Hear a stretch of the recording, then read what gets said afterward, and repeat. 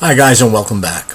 In today's video I'm going to address the possible cause of either a no start or a slow crank situation. You can see in this picture the corrosion that's on the cable and the battery post. Now, even if you're not having any problems and your battery post and cable look like this, you want to take care of it before you do start having problems. Your car may start, but this could cause electrical problems with your components. All you need is some baking soda, a container, in this case I'm using a cup, and some water.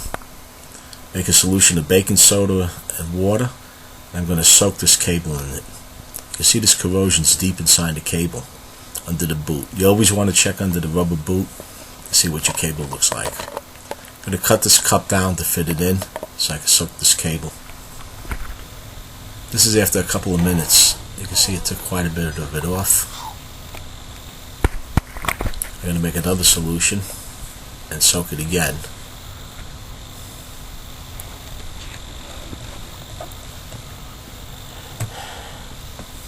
This post has to be cleaned also.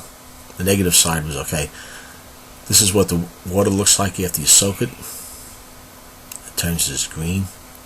Oh, by the way, when you disconnect your battery cables, you want to make sure you disconnect the negative side first. This will prevent a short if you should touch anything else metal while you're taking the cables off. Now I'm going to check the battery voltage and have my little helper give me a hand. Gotta hold it, push it like you stab it. There you go. You do this one. Hey. No, you do. Hold it on there. Attaboy. You see this battery's reading just a little under 12 volts. I'm going to put this on a charger and then we'll get this back together. Thanks, John. No fits?